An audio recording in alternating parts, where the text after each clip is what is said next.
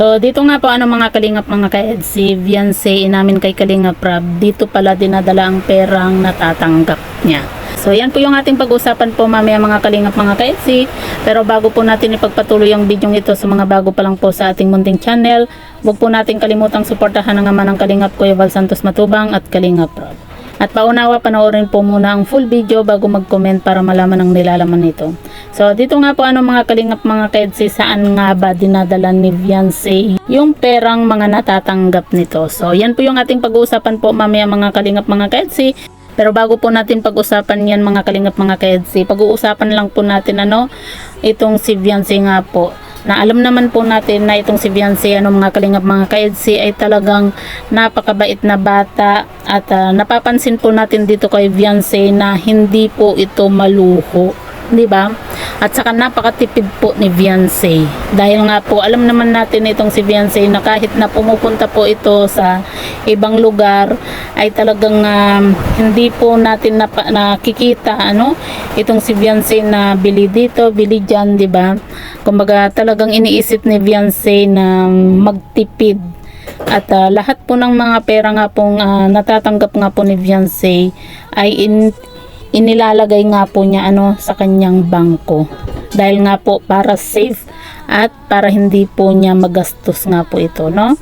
At yan nga po mga kalingap mga ka-EDC, nakakabilib nga po itong si Viancy dahil nga po sa na hindi natin nakita itong si Viancy na mahilig itong yung magpa-manicure, no?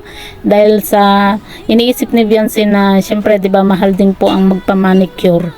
Kaya kumbaga hindi po makita man po natin itong si Viancy na may manicure pero bihirang-bihira po. Siguro kapag may okasyon lang pero hindi po natin nakikita itong si Viancy na lagi pong nagpapalinis nga po ng kuko. Kasi iniisip po ni Viancy na mahal nga po yung pagpapalinis. Kaya dito po mga kalingap mga ka-EDC, marami po ang bumilib dito kay Viancy dahil nga po sa hindi po siya maluho, no? Kita nyo na lang po nung pumunta nga po sila ng Baguio, ng Cebu, di ba? Kahit na sinasabi na bumili ka na ng pasalubong, di ba? Yung sinasabi nga po ni Kalingap Rab ng ganun, pero iniisip po ni Viancy na napakamahal ng mga bilihin.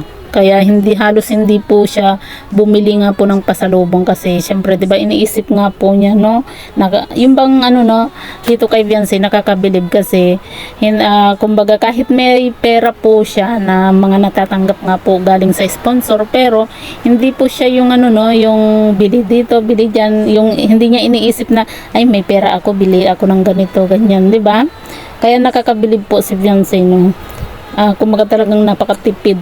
Iniisip po niya na hindi habang buhay ay may sponsor na magbibigay po sa kanya, no? Kaya talagang yung perang natatanggap nga po ni Viancy ay talagang iniipon po niya, no? Inilalagay po niya sa kanyang bangko. 'Di ba? Kung pansin po natin, 'di ba, sa tuwing may natatanggap po itong si Viancy, 'di ba, sinasabi nga po niya na ilalagay nga po niya sa kanyang bangko nga po. Kaya marami po yung talagang humahanga nga po dito kay Viancy mga kalingap mga ka-EDC.